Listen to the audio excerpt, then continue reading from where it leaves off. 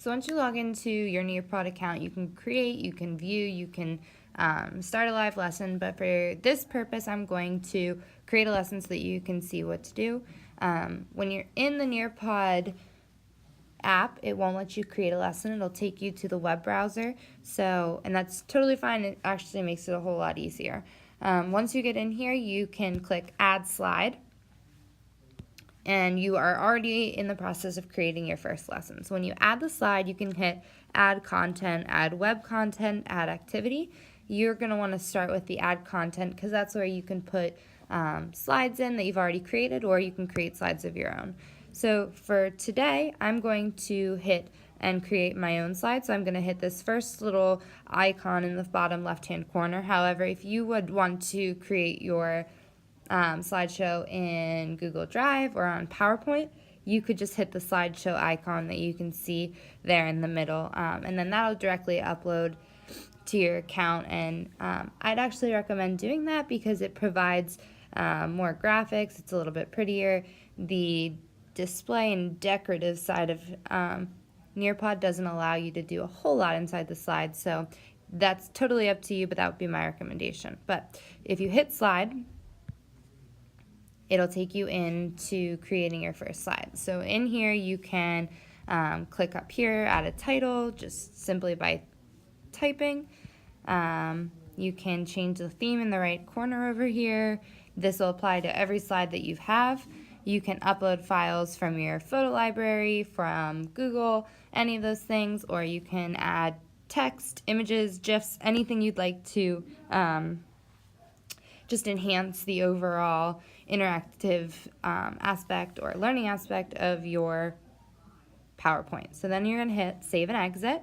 We'll save it to the entire slideshow. And then once you go from there, you can just continue to add slides. You can add videos, which is really neat. So if I hit Add Content again, I could hit a video here. If I hit this video with the little triangle, it'll take me to a YouTube. You can just search a video, or if you enter a URL, it'll upload it that way for you too, which is really nice.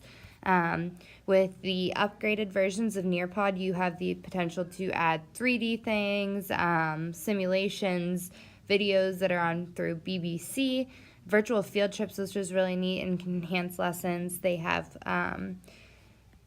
your audio, so if you want to do a flipped lesson, you create your lesson, record yourself. There's PDFs, and also Twitter, as you can see in the bottom right-hand corner. Since our district has a big push for students to create their global footprint after our recent in-service, this is another great way to do that.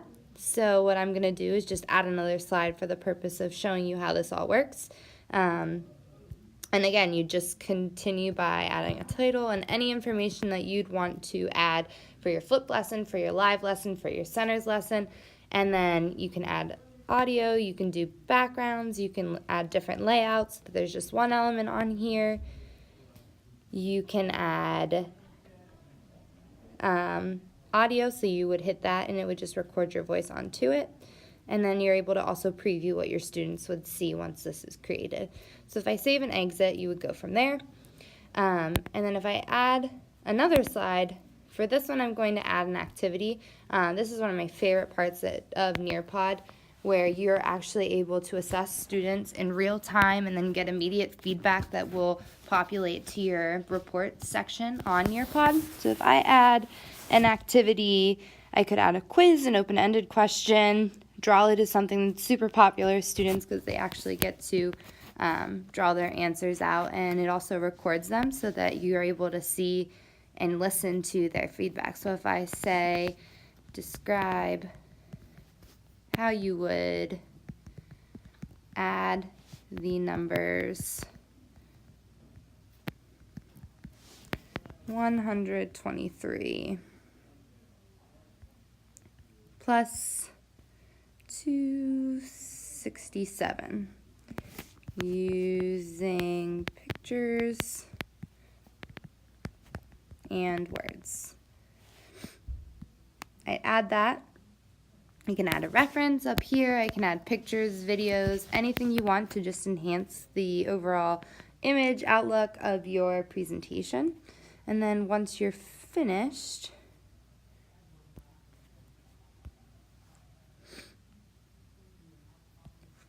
I'll upload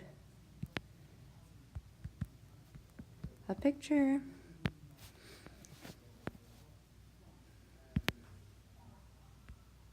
Save it to there so that they can see. You can change the way it looks. Save. And then it's on that for you. You can continue to do that, go from there, and then once you're finished, you just hit save and exit. You can title your lesson however you want it. To add description, you can add any sort of grade, the subjects, so that it populates easier for you when you go to find it later.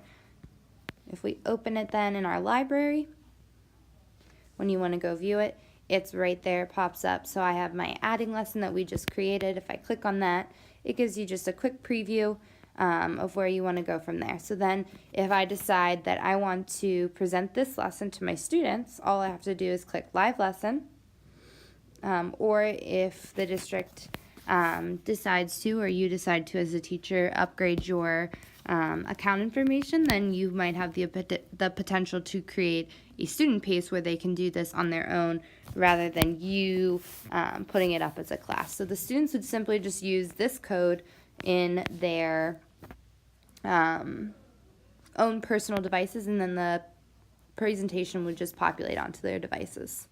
And it is as simple as that. And all of your lessons are going to be right here in the library section, so you can create new ones from here. You can access your old ones.